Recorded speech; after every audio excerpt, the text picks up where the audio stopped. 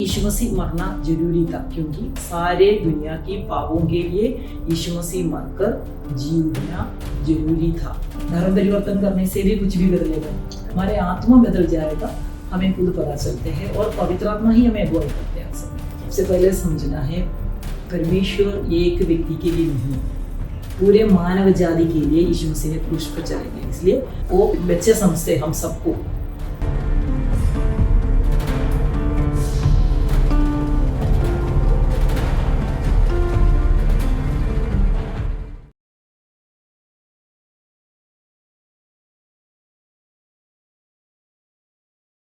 जय मसीह की फ्रेंड्स, आज हमारे साथ है चंडीगढ़ से सिस्टर बीना और बैकग्राउंड से सिस्टर जी केरल से बिलोंग करते हैं, लेकिन पिछले 30 सालों से वो चंडीगढ़ में सेवकाई कर रहे हैं और इसके साथ साथ वो एक बाइबल टीचर भी है और बाइबल में एमडी हैं।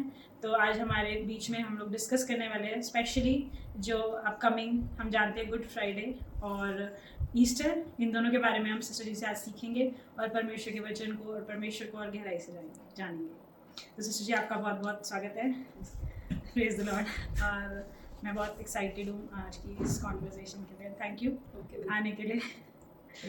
तो अभी आपकी सेवकाई में अभी कैसा चल रहा है? 30 साल से आप सेवकाई कर रहे हैं, तो क्या आपका एक्सपीरियंस रहा अभी तक? वैसे तो 30 साल से हम चल रहे, बहुत अच्छा एक्सपीरियंस है। खास कर हमारा स्टार्टिंग तो हमने और हमारा लोकल लैंग्वेज मलयालम में थे, लेकिन 1 साल के बाद परमेश्वर ने हमें अगुवाई दिया था हिंदी चर्च शुरू करने के लिए और तब से हमने हिंदी चर्च शुरू किया। और वहाँ पर बस सबसे पहले 4 बहनें हमारे चर्च में आए और उसके बाद फिर लगातार लोग आते रहा और कई लोग आते, कई लोग चले जाते और बहुत सारे लोगों को प्रभु में लाने के लिए प्रभु ने हमें मदद किया। और खास कर ज़्यादातर जो नॉन बिलीवर्स से ही बिलीवर्स बन गए लोग ने और सुसमाचार सुनाया और लोगों को चंगाई हुआ और लोगों को अपने समस्या का हल हुआ कलीसिया में प्रेयर करने के कारण। इत्यादि बातों के कारण लोग आने में भी अभी भी लोग आते रहते हैं। प्रभु की दया से सेवकाई अभी भी अच्छा चल रहा है। तो अभी जब आपने लैंग्वेज दूसरी सीखी तो बहुत बड़ा मतलब चैलेंज, या आपको पहले से थोड़ा बहुत बेसिक आती थी हिंदी, या मतलब आपने स्टार्टिंग से सीखी लैंग्वेज? नहीं, हम केरल में हमें 5th क्लास से लेकर 10th तक हिंदी कंपलसरी है, पढ़ना लिखना है, इसलिए पढ़ना लिखना हमें आते थे। लेकिन लोकल लैंग्वेज स्पोकन हिंदी में बोलना हमें थोड़ा मुश्किल था और कुछ बातों को हमने थोड़ा स्ट्रेस करके बोलते थे, लेकिन इधर स्ट्रेस नहीं देना था। फिर हमें प्रॉब्लम थोड़ा बहुत कई बार ग्रामर में प्रॉब्लम आते हैं और लेकिन वो भी बाइबल पढ़ने से, प्रार्थना करने से और हमारे चर्च में कई बिलीवर्स हमें हमें गलतियों को सुधार के देते थे और इसलिए हम थोड़ा जल्दी पिकअप होने के लिए प्रभु ने भी हमें सहायता की। हम प्रार्थना भी करते थे क्योंकि हमें प्रभु ने बताया लोकल लैंग्वेज के लिए सेवकाई करना है तो जो उसी प्रकार प्रचार करना है तो उसी प्रकार करना था। और प्रभु की दया से हिंदी अभी बिल्कुल परफेक्ट नहीं बोल सकता, फिर भी 90% ठीक है। हाँ, नहीं अच्छी है आपकी हिंदी। ये बता सकते हो, मतलब समझने के लिए भी मतलब इजी है। और हम लोग अगर साउथ की लैंग्वेज बोलेंगे तो मुझे लगता है हम तो थोड़ा भी नहीं कर पाएंगे, हमें तो बिल्कुल नहीं आता। और मैं ये भी पूछना चाहती हूँ आपसे कि जैसे हम बहुत बार सुनते हैं पास्टर लोग जब सेवा करते हैं तो काफ़ी स्ट्रगलिंग लाइफ होती है, तो आपका ऐसा कोई स्ट्रगलिंग फेज रहा मतलब मिनिस्ट्री में जब आप आए शुरू में या सेवकाई में? बहुत सारी स्ट्रगलिंग को हमें फेस करना पड़ा और सबसे पहले स्ट्रगलिंग था हमें खाने तक नहीं था स्टार्टिंग समय पर और उसके बाद फाइनेंशियली भी हम स्ट्रगल कर रहे थे और कई समस्या को हमने, लेकिन हर समस्या की बीच में भी हम प्रेयर कभी नहीं छोड़ा, विश्वास कभी नहीं छोड़ा। उस कारण परमेश्वर ने समस्या के ऊपर हल भी दिया।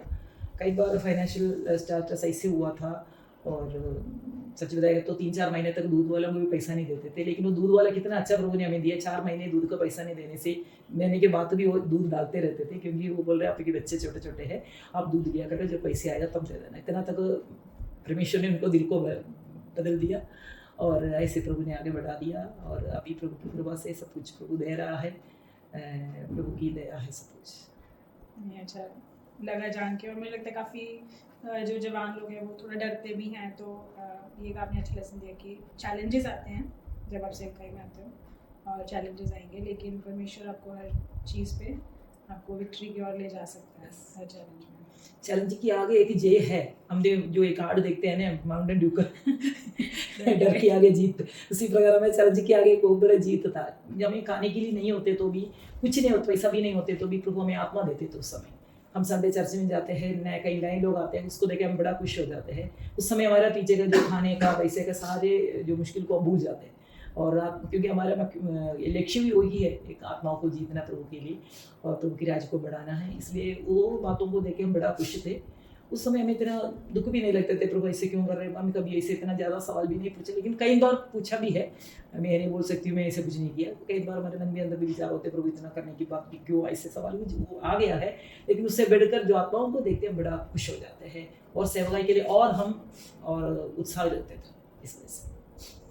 और जब आप सेवकाई करते हैं, मतलब यहाँ पे जैसे नॉर्थ इंडिया में पंजाबी मोस्टली लोगों के बीच में, आपने कुछ मतलब और भी कोई चेंजेस लैंग्वेज के अलावा और भी कुछ चीज़ें आपने देखी जो डिफरेंट थी आपको समझने के लिए शुरू में?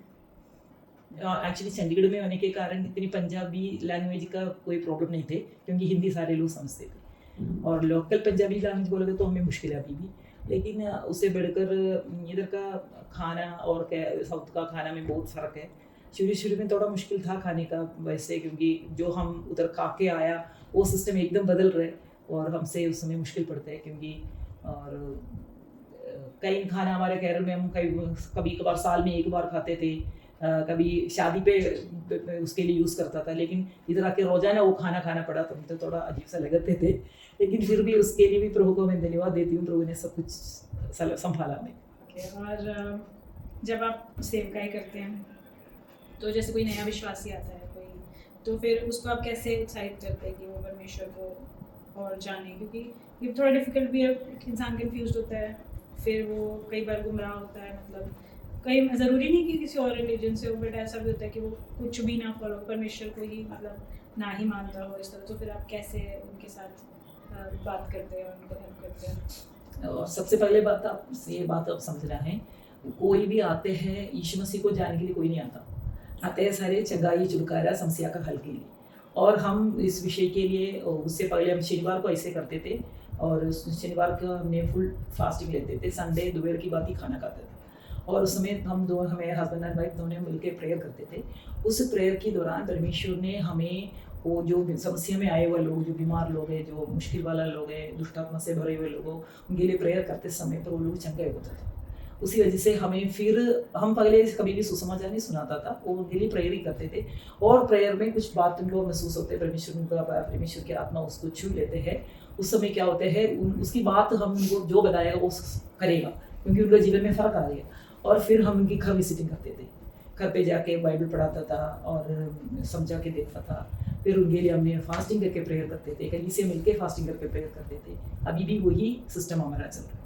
कुछ लोग ऐसे भी आपके चर्च में तो जो एक्चुअली में पढ़ना लिखना नहीं जानते, तो फिर ऐसे लोगों का बाइबल कैसे पढ़ाते हैं? और शुरू में हमने उनको समझा के देते थे, और लेकिन हमारे चर्च में कई पढ़े लिखे नहीं थे, अनपढ़, स्कूल के बराबर तक नहीं देखा वो लोग भी आता है। लेकिन उनको हमने इसको ये समझा के देते था, आप बाइबल पढ़ने के लिए कोशिश करो, और अगर आपको ज़्यादा मुश्किल है, आपकी बच्चे की किताब लेके, स्कूल की किताब लेके उसमें से अक्षर और मात्रा सीखो, उसके बाद आप प्रेयर के साथ बाइबल पढ़ना शुरू करो, और आपको प्रभु आपको बुद्धि दे देंगे। ऐसे हमने कई लोगों को एडवाइस कर दिया। तकरीबन अभी हमारे कलीसिया में 95% लोग भी बाइबल पढ़ने वाला बन गया। कई अनपढ़ लोग भी बाइबल पढ़ते हुए प्रचार तक करते, ये हमें बड़ा खुश है। अच्छी बात है। आई थिंक ये एक चीज़ है कि बाइबल पढ़ने के लिए सब, और मुझे लगता है कि जब मसीह में लोग एजुकेशन के लिए ज़्यादा इसलिए भी है क्योंकि सब लोग पढ़ने की आदत से आते हैं, तो रीडिंग और उस चीज़ को समझते हैं पहले से ही, बचपन से ही। तो जो छोटे बच्चे होते हैं बाइबल में, उनको आप कैसे आदत डालते हो परमेश्वर के साथ कनेक्ट होने की बचपन से? बचपन में छोटे बच्चों को संडे स्कूल लगाते हैं, स्टोरी के रूप में प्रभु की कार्य को बताते हैं, और बाइबल हीरोज़ के बारे में उनको समझा के देते हैं। उसके बाद वो लोग ऐसे करने से प्रभु कैसे उनको आगे बढ़ाया, उसको कहाँ जीत कैसे कैसे मिला, वो सारी बातों को हम बच्चे को सिखाते थे। और साथ साथ उनकी वही हम घर विजिटिंग करते समय पर भी बच्चे को पूछते हैं आज क्या पढ़ाया, बाइबल का कब पढ़ा, प्रार्थना कैसे किया। और फिर हम लोगों को ये भी उत्साह करते हैं पारिवारिक प्रार्थना के लिए, और पारिवारिक प्रार्थना में गीत गा के बाइबल पढ़ के प्रेयर करने के लिए बताते हैं। दूसरा उनके पेरेंट्स को बताते हैं छोटे बच्चों को भी जरूर आपने 1-2 वचन सिखाना है, और संडे स्कूल के बच्चों को फिर 1 वजन संडे आराधना के बीच में टाइम देते हैं। बच्चे जरूर वजन बोलना भी चाहिए, इसलिए बच्चे पढ़ते भी है। और उसका सेकुलर स्टडी में भी कई बार हमें उत्साह करते थे पढ़ने के लिए, खास कर पेपर के समय पर हम बताते देते आप पढ़ना है और क्या पढ़ा है कि हम कॉपी लेते हैं, पूछते हैं कहाँ कहाँ पढ़ा।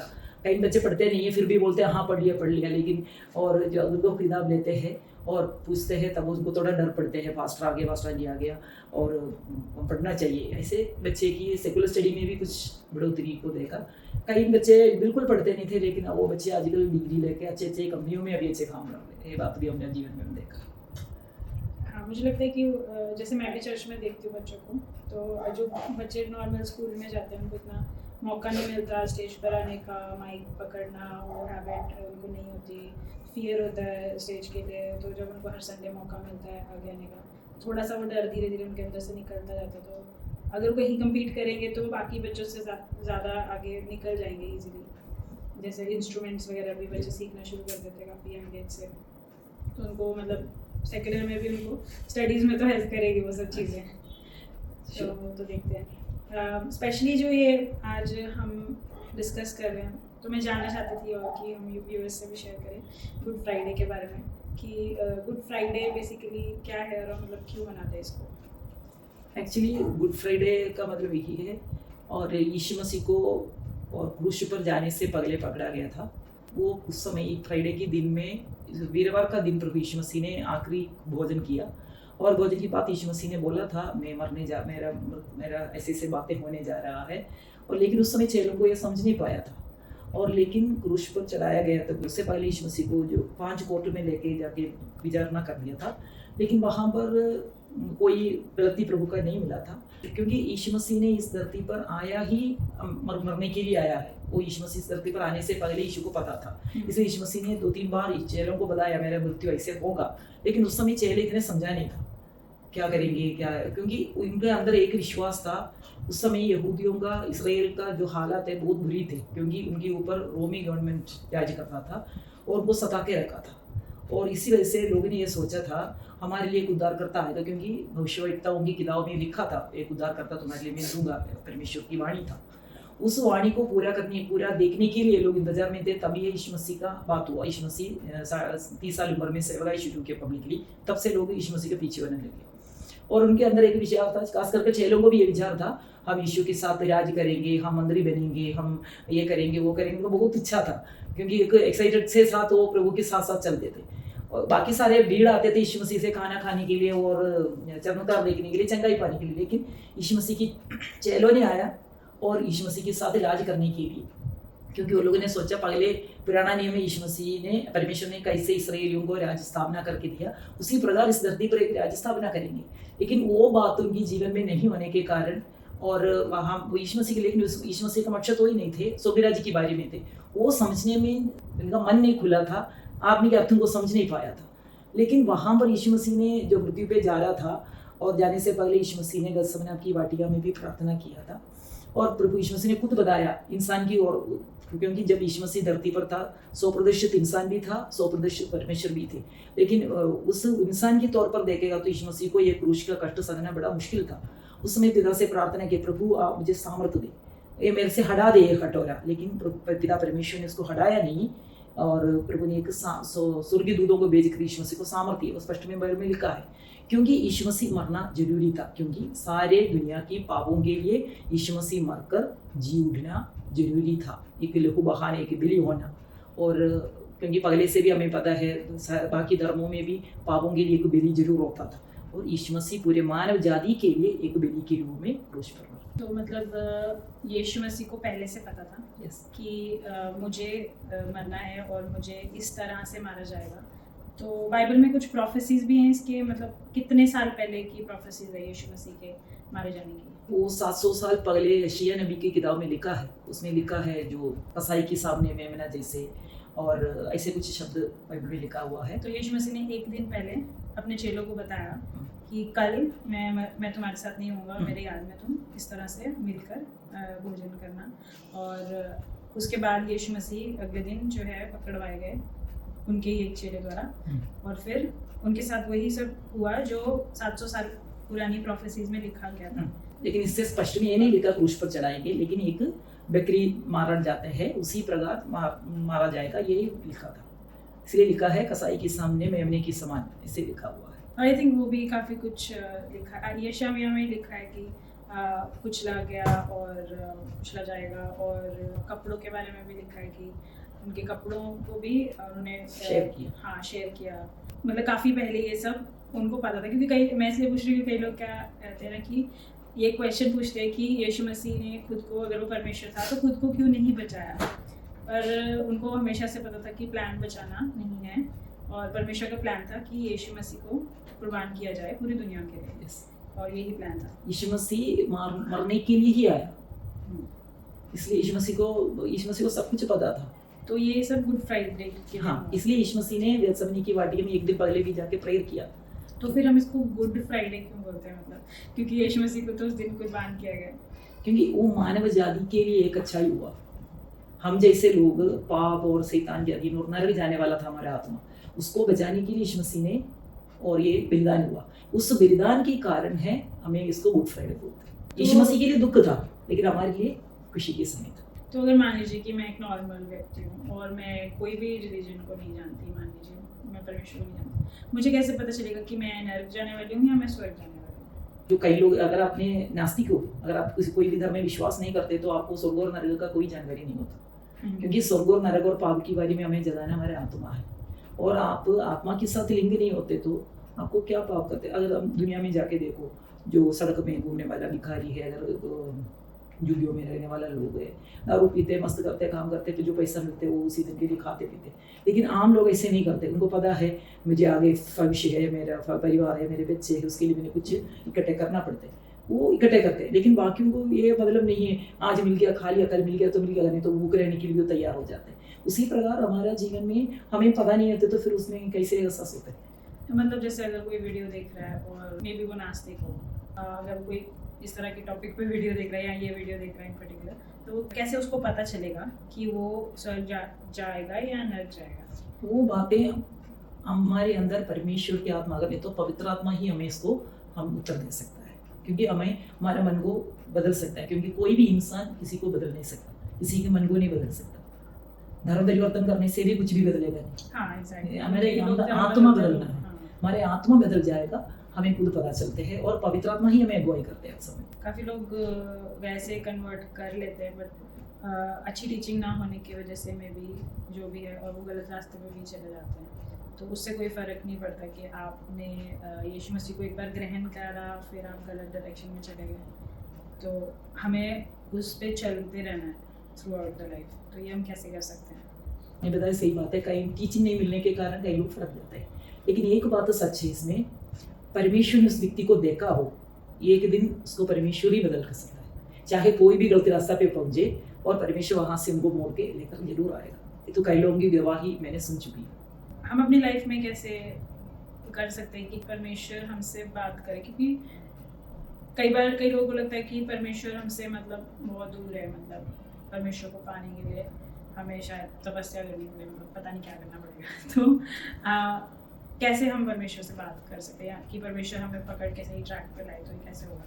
हम परमेश्वर से बात करने का तरीका है प्रार्थना। हमारा पापों की पश्चाताप करके, हम अपने आप को समर्पण करते हुए हम परमेश्वर से हम सामर्थ्य मांगे, प्रार्थना करेगा, वही हमारा प्रार्थना, सप्लिकेशन बोलते हैं, हमारे जरूरतों को बताते हैं, हमारे पापों को उद्धार के। परमेश्वर हमें बात करने की तरीका है, एक तो बाइबल का वचन, और दूसरा है प्रचार के द्वारा, तीसरा है गवाहियों के द्वारा, चौथा है कई इंसिडेंट्स का संभव हुए द्वारा। ये 4 तरीके से प्रभु हमें, भविष्यवाणी की द्वारा 5 तरीके से प्रभु हमसे बात कर सकता है। और एक व्यक्ति प्रभु में है तो भी, नहीं है तो भी, प्रभु उनको संभालेगा। पर वही मैं बोलने वाले से बोला, अगर प्रभु को उस व्यक्ति के ऊपर योजना है, प्रभु किसी प्रकार मोड़ के लेकर आएगा। हाँ, मुझे भी ऐसा लगता है कि कई लोग हो सकता है मसीह में ना हो, पर जब वो परमेश्वर करके पुकारते हैं, और परमेश्वर जो भी सृष्टि करता है, परमेश्वर ऐसा करके उससे बात करने की कोशिश करते हैं, तो परमेश्वर वहाँ से जवाब देता है। फिर वो उनको धीरे धीरे, अगर वो और कोशिश करे, तो परमेश्वर उनको सही डायरेक्शन में ले आता है। आपने ऐसा कुछ सुना है या मतलब फील करा अपनी लाइफ में? फील भी किया हुआ है। दूसरी बात है, भजन संहिता में लिखा है, धरती है जो कुछ धरती में, सब कुछ प्रभु का है। हम सब प्रभु का सृष्टि है, चाहे कोई भी दुनिया जगह का हो, कोई भी देश का हो, कोई भी कास्ट और क्रीड कोई भी हो, वो सब प्रभु का सृष्टि है।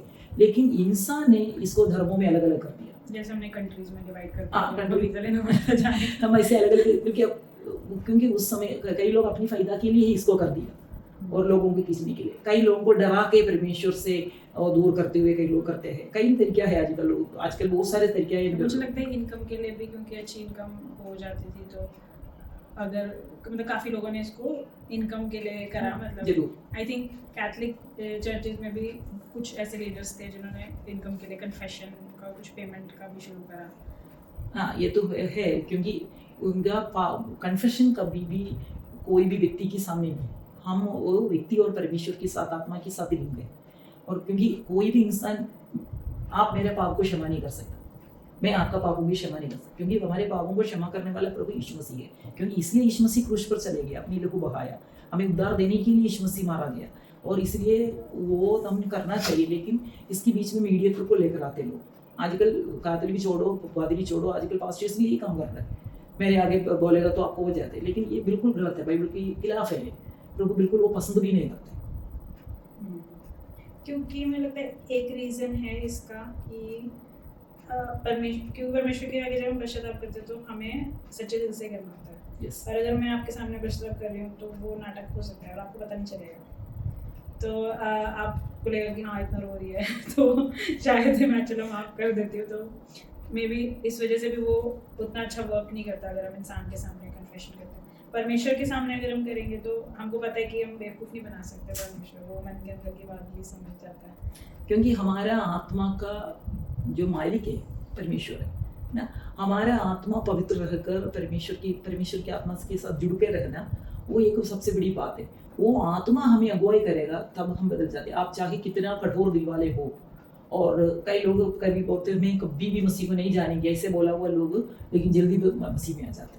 कई लोग, कई परिवारों में हमने सुना है, अनुभव भी है कई लोगों का, और मैंने सुना है, और विश्वास में आने के कारण उनको पति मारा, और परिवार के लोगों ने, माता पिता लोगों ने उसको अलग किया, कई लोगों को घर से बाहर कर दिया, लेकिन उसने कभी भी यीशु को नहीं छोड़ा। क्योंकि माता पिता से बढ़कर और बाकी पादरियों से बढ़कर वो परमेश्वर के साथ एक लिंग था।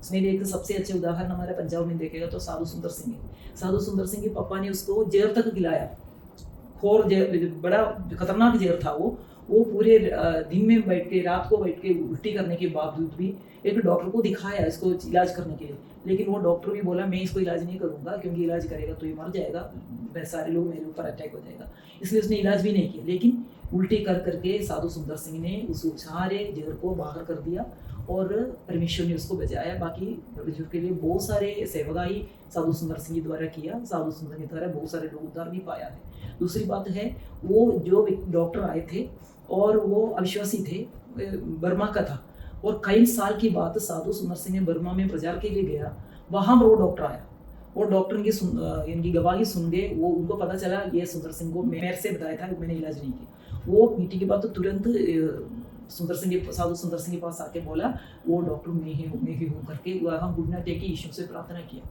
वो उद्धार पाया उसी ने। इतना साल की बात है, उसका मतलब मैंने इसलिए आपको पहले भी बताया, चाहे प्रभु ही चाहते तो कितना साल की बात भी वो व्यक्ति बदलना है, क्योंकि एक व्यक्ति को बदलने के लिए प्रभु एक समय रखा है, उस समय प्रभु उनके अंदर मन के अंदर कार्य करा, इसको बोलते हैं मन परिवर्तन। क्योंकि मुझे लगता है कि पिछले एपिसोड में पास्टर शोभन की हमने गवाही सुनी तो उन्होंने बताया था कि बचपन में वो संडे स्कूल जाते थे और वहाँ सुना कुछ वचन उनके मन में था, और फिर वो अपनी लाइफ में, अपने अंधकार की लाइफ में आगे बढ़ते रहे, और वहाँ पे एक ऐसे पॉइंट पे थे, वहाँ से वो बचपन का सुना हुआ वचन परमेश्वर ने इस्तेमाल किया और वो वहाँ से उसको वापस ले आए।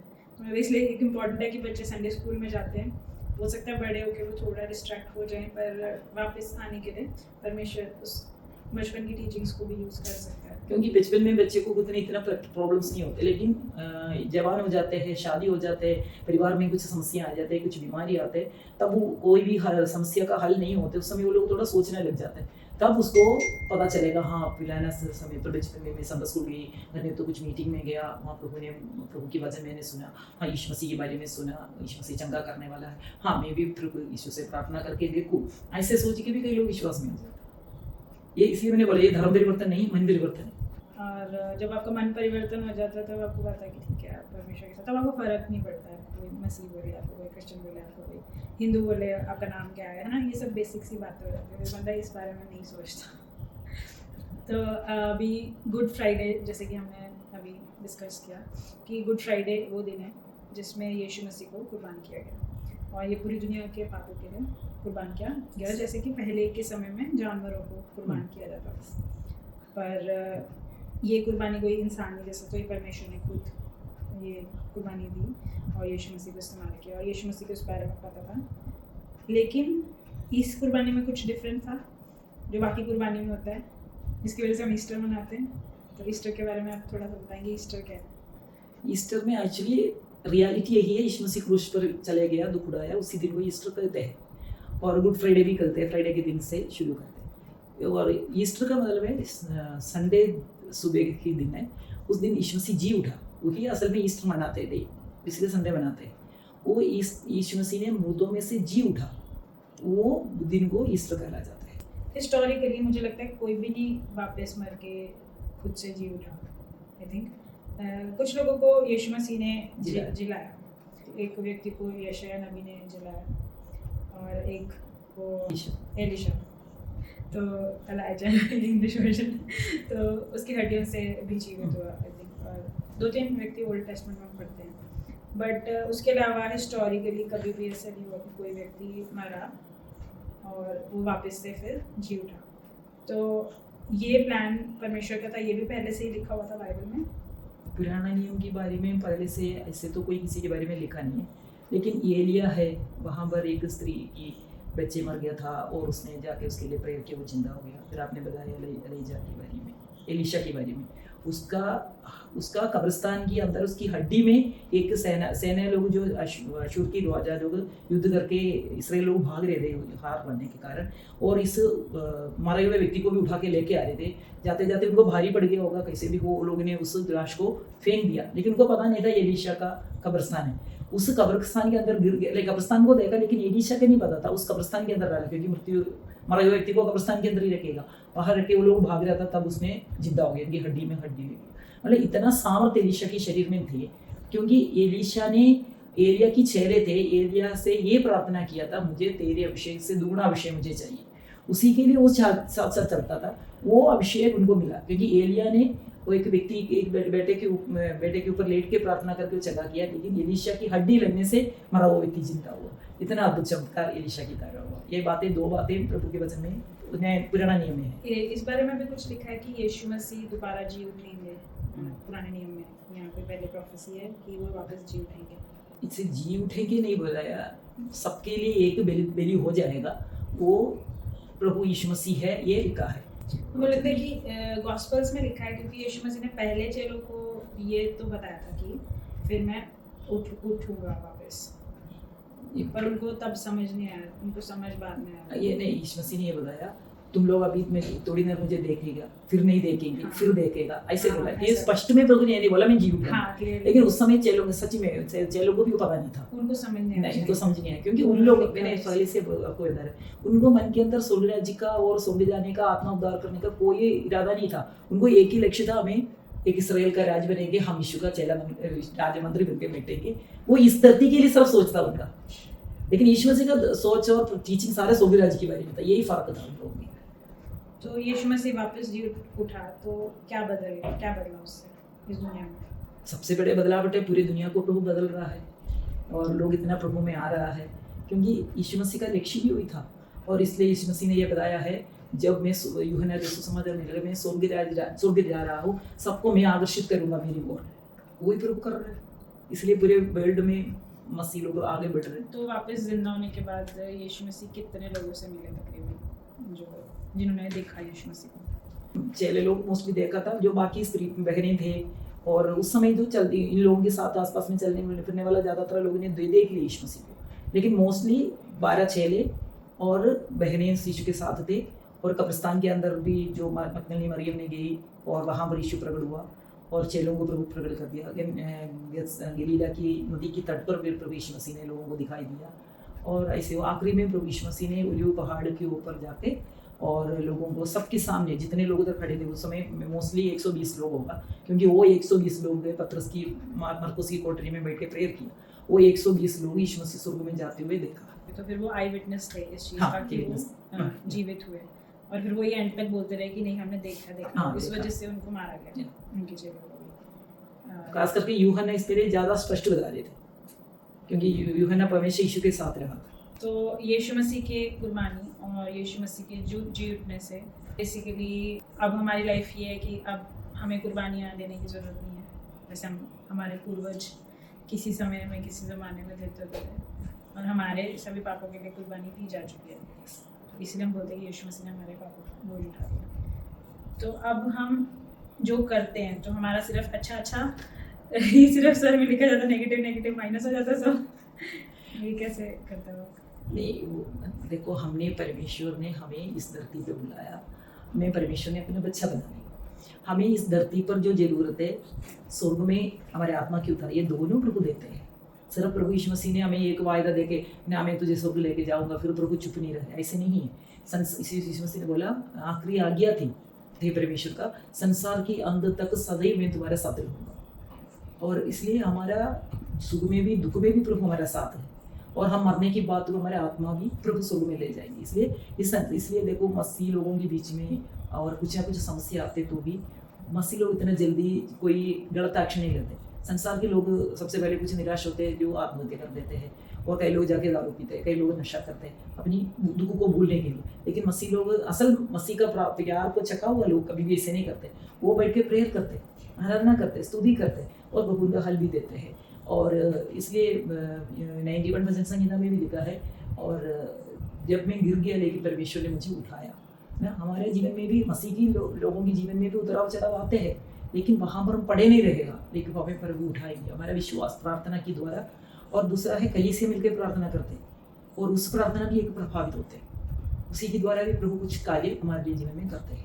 आई थिंक ये बहुत इंपॉर्टेंट है, क्योंकि काफ़ी आजकल ये हमारे जो यंग यूथ है हमारा काफ़ी प्रेशर की वजह से एग्ज़ाम्स और करियर कैसा होगा क्या होगा, और सबकी लाइफ इंस्टाग्राम पे सब कुछ देखने में अच्छा लगता है, तो उनको नहीं पता कि सामने वाले की क्या स्ट्रगल। तो हर एक इंसान एक डिप्रेशन में जा रहा है कि पता नहीं, स्पेशली यूथ हमारा बहुत डिप्रेशन में जा रहा है। हम सुसाइड के केसेस भी सुनते हैं, तो उनके लिए भी एक वो है कि आपकी लाइफ आपको लगता है कि इम्पोर्टेंट नहीं है, लेकिन परमेश्वर के लिए इम्पोर्टेंट है।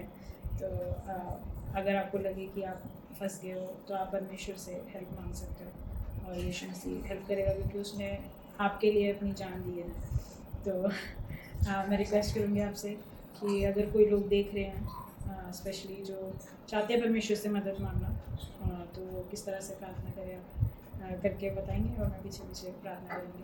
अब सबसे पहले हमने एक बात समझना है, चाहे कोई भी हो, सबसे पहले समझना है परमेश्वर ये एक व्यक्ति के लिए नहीं है, पूरे मानव जाति के लिए यीशु मसीह ने क्रूस पर चले गए। इसलिए हाँ, पूरे मानव जाति के लोग प्रभु का ही है, वो अपने बच्चे समझते हैं हम सबको, और इसलिए कोई भी जाके प्रभु के पास जाके प्रेयर जरूर कर सकता है। वो हम प्रेयर करने के लिए कोई लैंग्वेज, कोई ग्रामर, कोई सेंटेंस, कोई प्रीपोजिशन, ये कुछ भी का प्रभु को ज़रूरत नहीं है। प्रभु को चाहिए हमारा मन से, हम अपनी पिता से, हमारे मम्मी से और हमारे फ्रेंड से हम जैसे बात कर सकता है, उसी प्रकार हम परमेश्वर से भी बात कर सकता है।